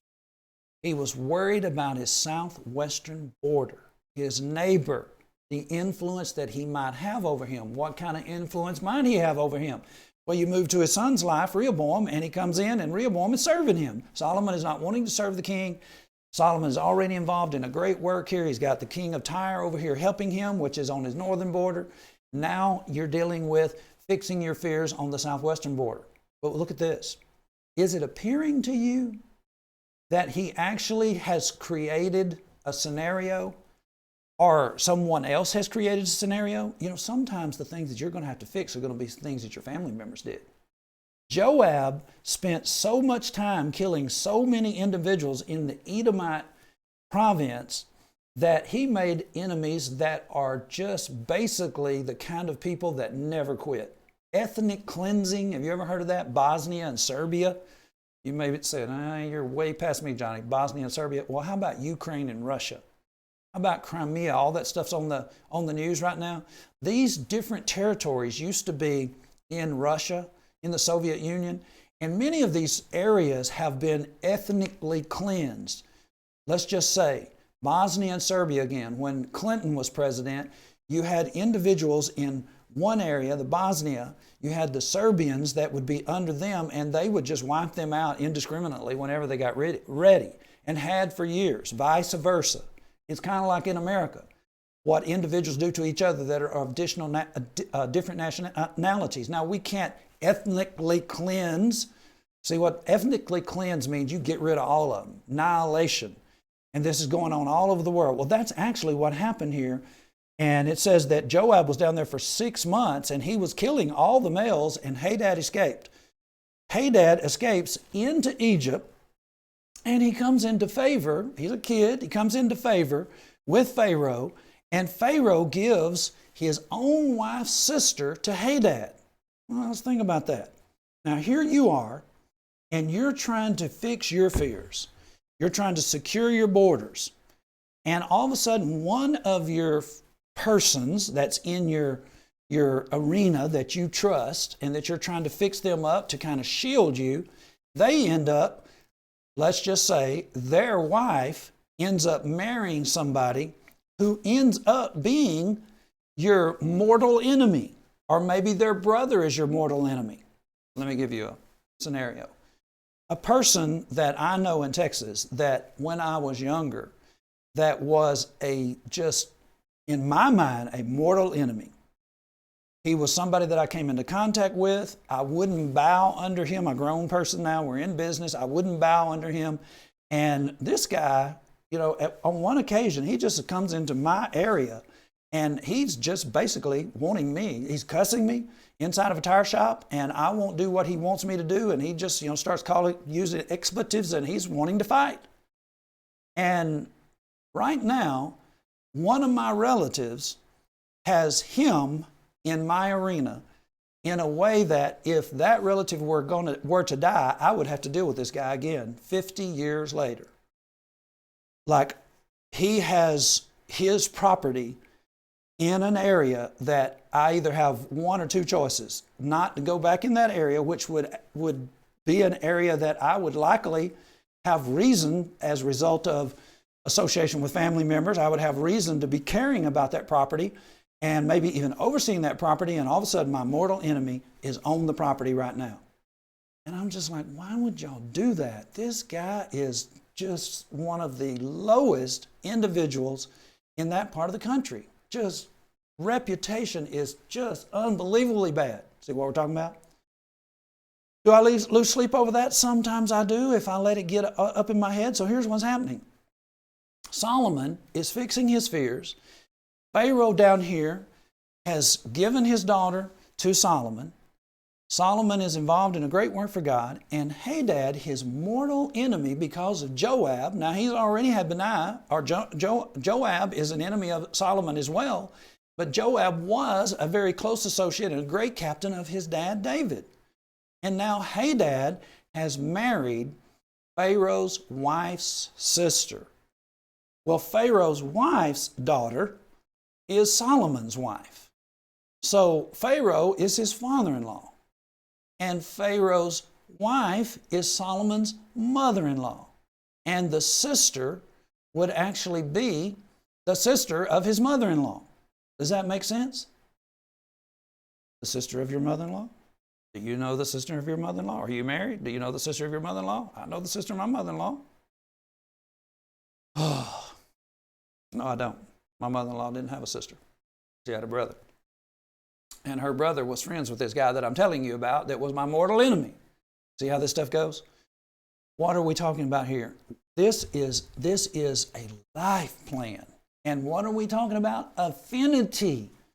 You basically are paying attention to the people that you bring into your close quarters. The word affinity, what really is that? It is fixing your fears. It's politics. Now, let's go to the preachers just a minute. And we're not talking about preachers, y'all. We're talking to young men, older men, middle-aged men, men in their prime, about what goes on when you're involved in politics. Politicking is not what saves you. Individuals that you prop up to basically handle problems that you have, and they come to your aid, they don't come to your aid every time. They demand of you. Payment is due. That's why I said a while ago, people are drawn to what does the Bible say? Because we don't owe anybody nothing. Nobody tells us what to do. We are here to serve God, to give you information, and if we're basically seeing things like one of the biggest things in the brotherhood, people that we know, is polishing the pulpit. Polishing the pulpit is nothing but a connection for the devil and his agents. Liberalism, the schools, the big colleges, and things of that nature. This is a radiating point, not even in effect anymore. COVID got rid of that. God bless COVID for that. But before, it was just this hyper big get together, and someone says, well, Johnny, you just want to be at polishing the pulpit. A friend of mine was at polishing the pulpit speaking, and the subject for which they had chosen him to speak, he actually said from the pulpit, if you really want to know how to do this, you need to have Johnny Robertson here. He knows more about it than anybody in the brotherhood. If I wanted to be on polishing the pulpit, I am very aware, very sure that I could have been on polishing the pulpit. I have friends in and amongst that arena, but I'm not friends with them to the degree that I'm going to compromise myself to be on such a degraded program as polishing the pulpit, who lets every kind of false teacher and associates with false teachers on the program. Now, see what I'm saying? I'm saying to you guys that are using your friends to shore up your borders, fix your fears. Your schools, well, I went to Memphis. You know what? All that means is basically the guys that are in charge of Memphis back in the day, they thought that I owed them something. Well, Johnny, you're not appreciative. Listen, they were being supported to teach me the Word of God. The best thing I could do to show my appreciation is to go out and preach the unadulterated Word of God, far-flung fields, far as we could get the gospel out. At a great missions program back in the day when I was there. We went to the mission field. We went across the ocean because of it. But I was questioned as to why you don't come back to the lectureship. Excuse me, I live 8,000 miles from this lectureship. Why do I need to come back over here and pay homage to the school that, what? Is that how that works? No. And so what happened? Eventually I was marked. Why? Because I had the gall to cross them. See what I'm saying? These things that you use to fix your fears, to guard your borders, are they really the things that you need to have affinity with? That's what we're talking about. Affinity or peace. I'm making peace with this particular group of individuals because they can help me. You're in a congregation, you're a preacher, and you're basically going to make peace with all these individuals because they are the persons who put the most money in the plate. That is no good. Going in, I know a preacher that went in, first thing he did is went down to one of the elders' yard and started weed eating. I happen to know that elder, and he basically ran him off. He said, I can do that for myself. What was the dude doing? He was trying to have affinity with this particular elder. Why? Because elders fire you. They're the hiring and firing group. And he was down there wanting to mow the yard. Man, go knock doors. Well, we don't believe in knocking doors. See how that works? Local work, producing. I have to go back. Look at this. This is what this is all about. Look, try the reins. The heart is deceitful above all things, desperately wicked. Who can know it? If you don't love lost souls, just mark it down. You're an individual who does not love God's Son because you don't love God's Son's plan. Lost souls. Trying your reins, even to give every man according to his ways and according to the fruit of his doings. Why was I telling you to knock doors and don't be mowing the elder's yard? Because seeking and saving the lost, Luke 19:10, is the primary, the gold standard of a gospel preacher's life and Christians. That can get out. You don't have to get out physically. You can get on this. You can use your Facebook. You can use all manner of tools. Lead me not into temptation. Help me to forgive my debtors as I forgive them. I haven't forgiven nobody. See how this goes? Trying your reins so that he can return fruit to you according to what you're doing. Now, this is difficult, isn't it? Not really. 2 Kings 23:29. Again, we're just simply showing you that by studying affinity and looking at why these people were trying to take care of these folk on their border, why that's important. What's going on here? It's the same stuff you're watching on your news cable right now. Why are we concerned about Ukraine? Why was Solomon concerned about Pharaoh? He would rather have Pharaoh's daughter in his house than Pharaoh up in his country having him do what Pharaoh says to do as a good Egyptian servant. 2 Kings 23:29. In his days, Josiah, a very faithful king, Pharaoh Necho, king of Egypt, went up against the king of Assyria to the river Euphrates, and King Josiah went out against him, and he slew him at Megiddo. No, Josiah did not slay Pharaoh Necho. He was slain by Pharaoh Necho, and he slew him at Megiddo when he had seen him. And his servants carried him in a chariot dead from Megiddo and brought him to Jerusalem and buried him in his own sepulchre. Now do you see why Solomon was doing that? But was Solomon really making headway? That's the point. You have to make sure that you're paying attention to what you're really doing. This is a serious, serious, serious game that we're involved in.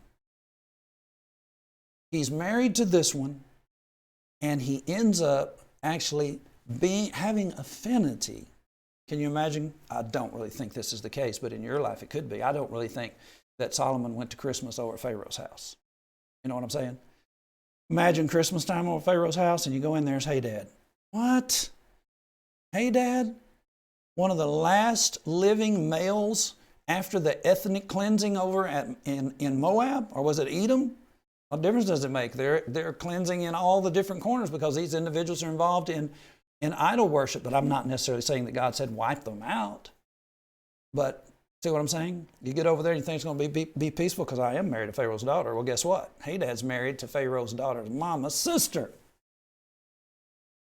I said that was being facetious, but it's not facetious in your life.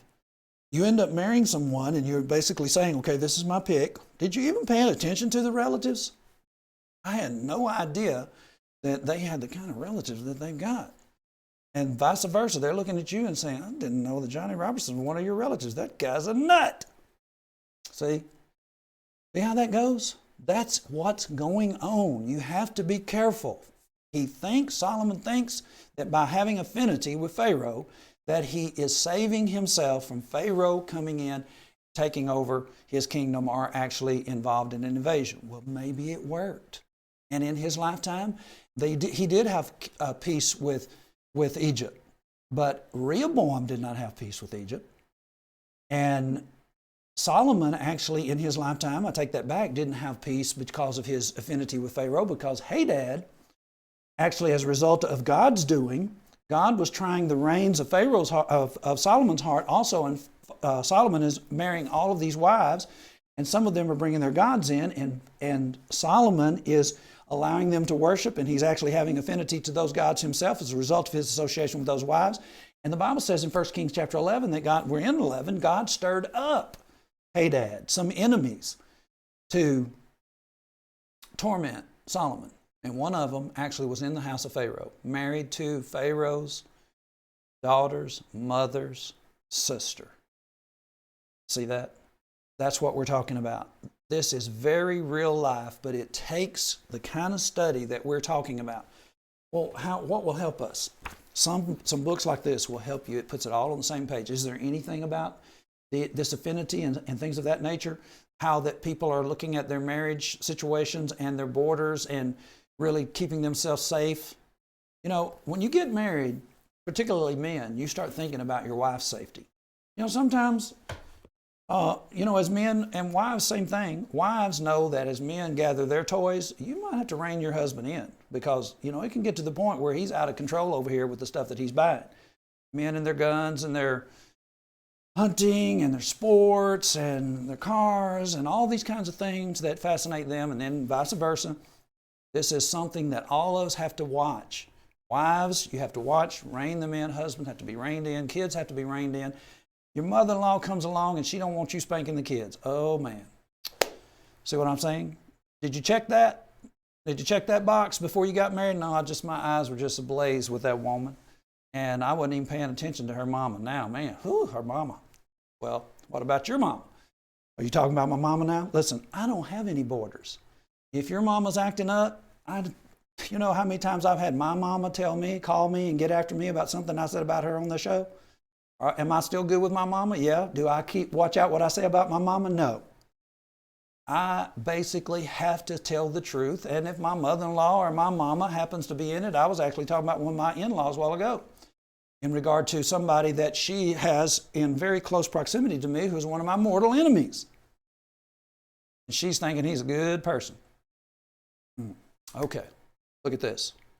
What we're actually saying is a book like this can help you get all of this together on the same page and be able to give you headings to run it down. We're not done with this yet. I want you to see how this can go awry. You always have to be checking this. Now, when I was talking about affinity a while ago, sometimes you really have to wait for a long time to be able to see this business about affinity, and eventually the Bible will roll it out and unfold it in a way that'll just blow your mind. 2 Chronicles chapter 18, verse 1. Where were we? We were in 1 Kings chapter 3, verse 1. We were talking about Solomon. Then we got to 1 Kings 11, and we're still talking about Solomon's relatives, but we're talking about a mortal enemy of Solomon named Hadad, who is actually married to Pharaoh's daughter's mother's sister, who becomes an enemy of Pharaoh. But we still didn't get the affinity part laid out for us. 2 Chronicles chapter 18, verse 1. Now Jehoshaphat had riches and honor in abundance, and he joined affinity with Ahab. There it is again. Ahab is a northern border. He's on the northern border of Jehoshaphat. Ahab, I'm going to get ahead of myself just to keep you tuned in. Ahab has made affinity with his northern border. Now you remember Solomon had Hiram, the king of Tyre, helping him. Well, Ahab is married to the king of Zidon, which is a co-regency with Tyre. Tyre and Sidon, pretty much mentioned together during this time frame. He's married to the king of Sidon's. He's married to the king's daughter. His name is Ethbaal. Her name is Jezebel. Are you watching this? When you see the word affinity, what are you thinking? Well, if you had been studying with us, and you had been getting these tricks of the trade, these tools that are in the toolbox, understanding these terms, and y'all, this is your life too. This is exactly how it works. Making affinity. So Solomon had married Pharaoh's daughter, and Jehoshaphat is making affinity with Ahab. Well, how's he doing that? What kind of relationship, confederacy is going on here? And Ahab is actually made affinity with Ethbaal, who's the king of Sidon on the northern border, which is actually going to be Jehoshaphat's farther border, if Ahab's not a buffer. So what does he do? Joshua had riches and honor and abundance, and he joined affinity with his northern neighbor, who happens to be in the very ungodly tribe, or the tribes of Israel, 10 tribes of Israel, which are family members, but yet they have been separated over worship and the means by which they worship and where the true temple is and how God is to be worshiped. But nevertheless, he joins affinity. 1 Kings 22, verse 44. Kings and Chronicles. Pretty much Chronicles is going to be talking mostly about kings of Judah, if you just want to mark that down. Pretty much they're going to highlight kings of Judah. Kings will be talking about kings of Israel. You'll have kings of Judah in there, but not in the detail that you have it in the Chronicles. And vice versa. There won't be as much detail in Chronicles, but if you have a harmony of Samuel, Kings, and Chronicles by William Day Crockett, you will actually have them all on the same page. If it's talking about Jehoshaphat in Kings, it'll be talking about Jehoshaphat in Chronicles on the same page. Now, 1 Kings 22:44, same passage, sister passage. Notice, and Jehoshaphat made peace with the king of Israel. That's just, for most people, it's a passing whatever. And most preachers basically know that Jehoshaphat was rebuked in 1 Kings 19 for going to war, actually going out in a war with Ahab. And he went in the war in chapter 18, and then the prophet comes along in 1 Kings chapter 19 and says, "Why do you love those that hate me?"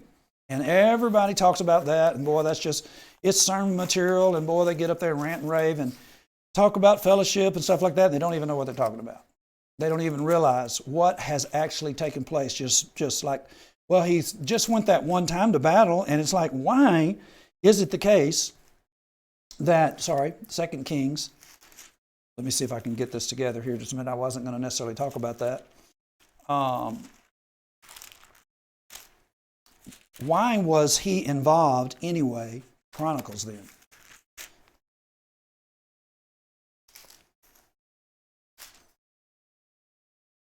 So 2 Chronicles 19. Jehoshaphat the king of Judah returned to his house in peace to Jerusalem, and Jehu the son of Hananiah the seer went out to meet him and said to King Jehoshaphat, "Shouldst thou help the ungodly and love them that hate the Lord? Therefore is the wrath upon thee from before the Lord." And they just go to town on that verse, and they don't really even know that it's not that battle. It's not the battle that you're seeing that he just came from. He actually has been in association, in affinity, at peace. What does that mean? Well, what did it mean in Solomon's day? That doesn't guarantee that's what it's going to mean, because every time you get into affinity with somebody, it don't mean you're married to somebody. But sometimes it does. Sometimes with these kings and sometimes with you. A marriage metaphorically, you can actually say, well, we actually made a marriage of our two companies. We married our two companies. When people are hauling hay, sometimes the guy who's on the truck will say, "Hey, you're not packing that hay tight enough. You need to marry those two bales."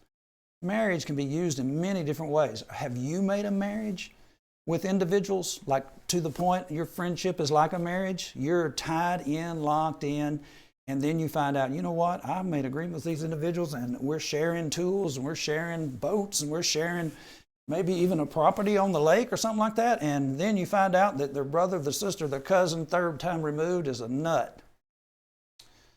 Drug addict comes in, what are you going to do? We bought this property together. See what I'm saying? Look at this. But this in particular, peace, affinity. 2 Kings 8:16. Jehoram, the son of Jehoshaphat, king of Judah, began to reign. 32 years old was he began to reign, and he reigned 8 years in Jerusalem. 2 Kings 8:16. Jehoshaphat's son, Jehoram, who are we talking about? Jehoshaphat made peace, affinity with Ahab. His son's name is Jehoram. Notice this. In 2 Kings 8:18, and he walked in the ways of the kings of Israel, as did the house of Ahab, for the daughter of Ahab was his wife, and he did evil in the sight of the Lord. Are you getting it now? Jehoshaphat's son married Ahab's daughter, Jezebel's daughter. Well, Jezebel's daddy is on the northern border of Ahab. Ahab is my buffer between myself and Ethbaal. Dangerous individuals. Tyre and Sidon, these Phoenicians are dangerous folk. Why?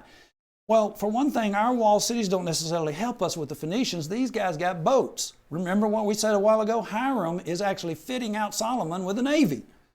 So, very dangerous, warlike people that can come up and down the coast. Is this getting through? Do you have a coast that's unguarded? You have a border that's unguarded? Man, I am very busy playing, don't you know? I just got all kinds of pursuits, and I don't even, man, lead me into temptation don't mean nothing to me. Matter of fact, I don't even pray that prayer. Got you. And when I do pray it, God's not listening because he knows I'm not being serious about the devil and resisting him. I got my 75 up there, and I can see folk in lifelike, life-size pictures. And it's just, I'm saying it's a dangerous world. I'm not condemning you for having a television. We're talking now, men to men, man to woman. Woman, if your man is watching a 75-inch TV and he's seeing naked, near-naked women, you got trouble. Why? Because them women on that 75 look better than you do. I can guarantee you that. They pay them big bucks unless you got a trophy, let me tell you. They paying big bucks for that woman to get your attention. Well, what's she advertising? She could be advertising HughesNet Internet for all I know. Have you seen that commercial? The woman's not undressed, but she is. Why do we need a woman to advertise HughesNet Internet? Please tell me. Why do we need these women half dressed to be advertising medicine? Does that make you perk up for medicine? It's not about that. It's the idea of keeping you on the channel. It's like when we were kids, a cartoon would come on and it would be having a woman looking a certain way and she wouldn't get away with looking at this stuff like we look. And all of a sudden the man would turn into a wolf. His head would turn into a wolf's head and his eyes would bug out about this far from his head. And he would just say, ooh, and just, it's just basically, they had dramatized, animated what men act like when they see a 5/10, 9/10 unclad individual. And we've got 75 inches. Man, that's a lot of inches to be able to see this kind of stuff. I'm just using one thing. It don't have to be that. It can be at Walmart. If you get used to watching that on television when you see it in real life in Walmart, I can tell you. I'm one of you. I can tell you. It's a habit that is created on the 75. You get to Walmart and you see one of those girls, just the stuff people wear. Dangerous. In America. What can you do? Well, I'll tell you what helps. One of the things that God wants us to do as his son is to go into all the world and preach the gospel. You can go to a third world country. You might say, Johnny, you're joking. No, I recommend it highly. It's a good place to raise your children, and there are third world countries where everybody's got their clothes on. Well, do they swim with their clothes on? Yes, they do. Well, do they swim in clothes that you can see through when they got the clothes on? No, they don't.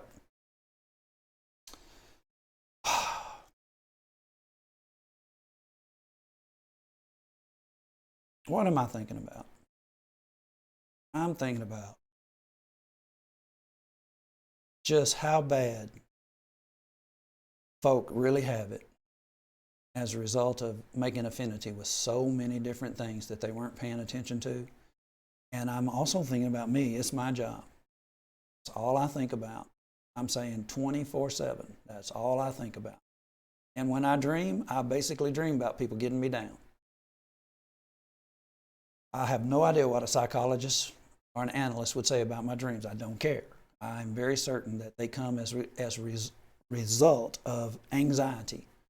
That is a continual part of my life. Why? Because that's the life Jesus lived. We only got a short time here. And all this foolishness that people are involved in that doesn't mean anything and is not accomplishing anything except helping the devil is not anything that I want to have anything to do with. I want to try to help people that want to be good to be as powerful and as usable to the King as possible and change the world, starting right next door. First, at your job, at your mother-in-law's house, wherever it is, wherever you're having the problems, wherever the devil is giving you problems. I want you to have affinity with somebody who's a buffer. I can tell you, if you have affinity with me, I'll be a buffer for you, for those friends that you have. that are not good for you, especially when we're talking about in the religious realm. I don't mind calling your preacher out at all. Well, what if he supports you? What does that mean? You're asking me, what if he supports me? Your preacher already knows me, and if he supports me, he's probably heard me say something about one of the places that he actually likes. We've been on polishing the pulpit, and everybody likes polishing the pulpit, and if they don't like it themselves, there's people in the congregation where they are that do. And we have to sometimes go past the preacher and get into the congregation itself. How do we do that?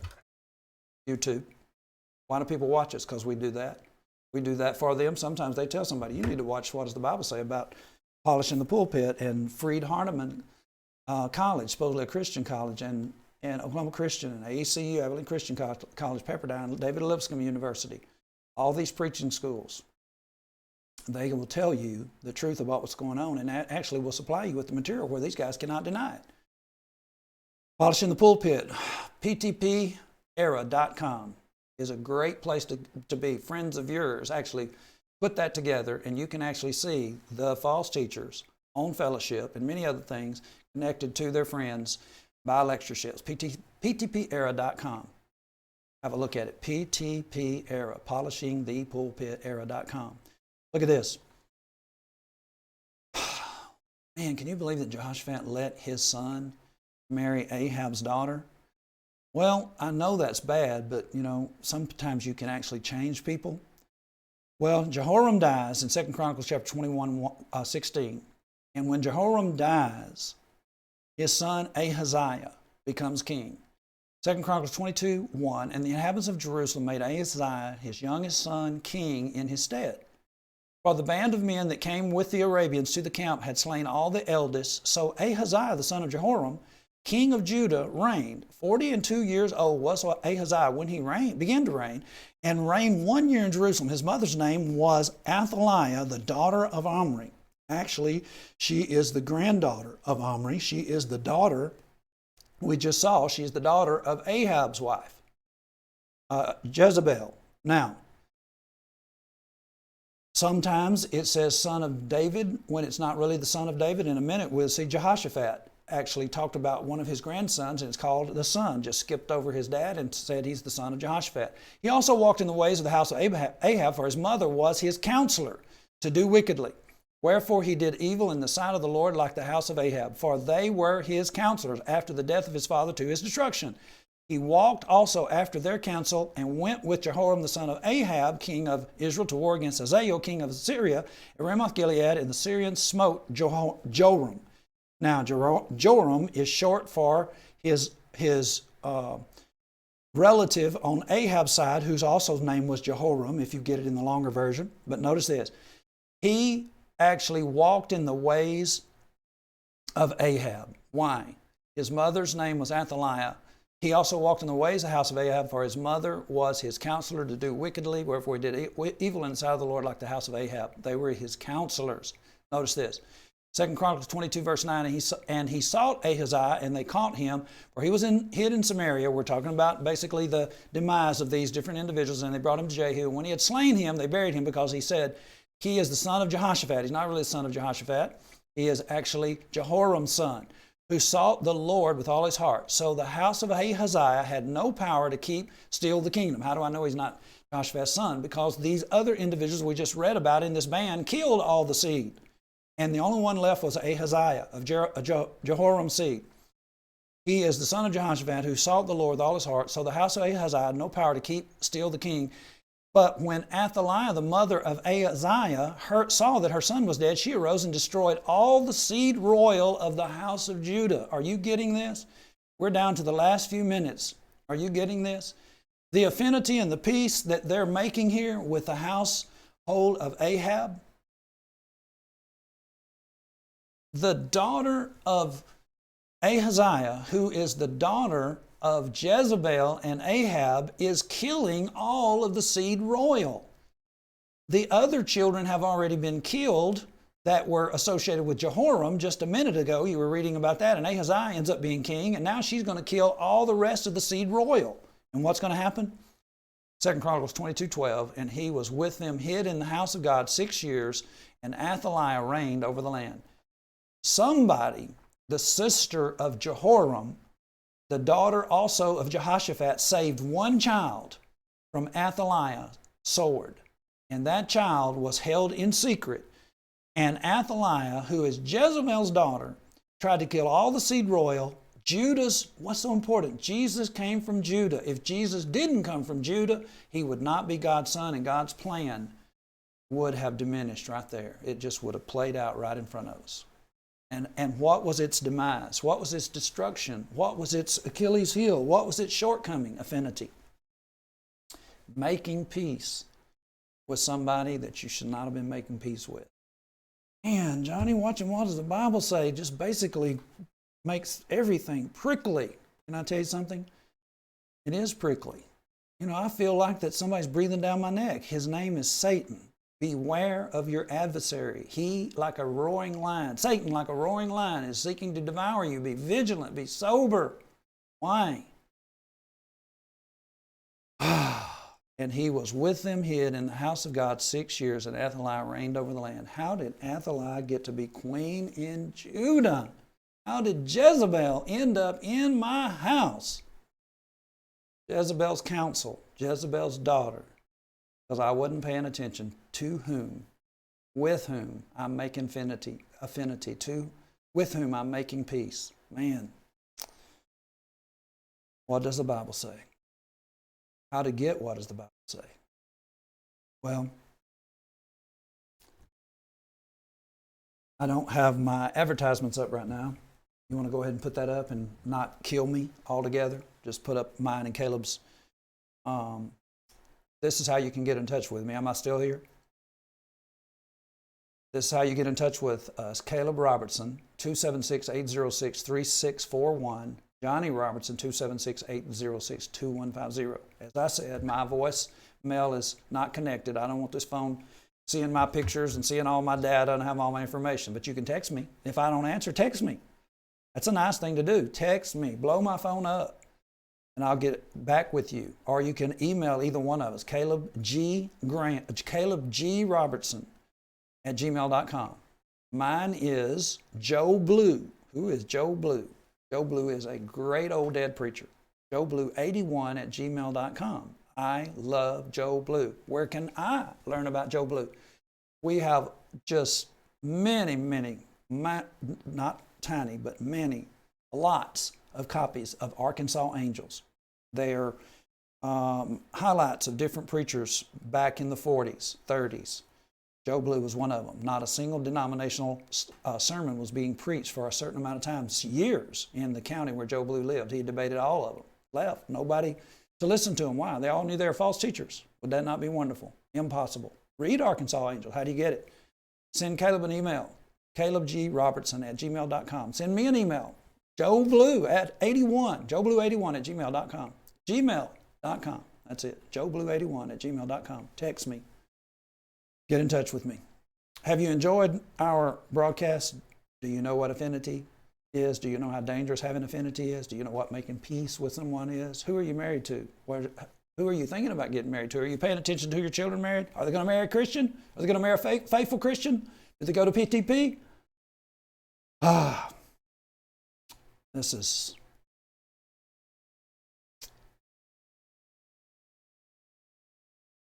What am I doing the last few minutes? We're still together, and intentionally, our screen is up here so you can make sure you get our contact number, but I'm thinking about you, and I'm praying for you, and wondering the effect that God's Word is having, and I'm wondering how many of you are sharing what does the Bible say. I guess I'm going to sign off. Always ask for what does the Bible say. God bless you. Good afternoon.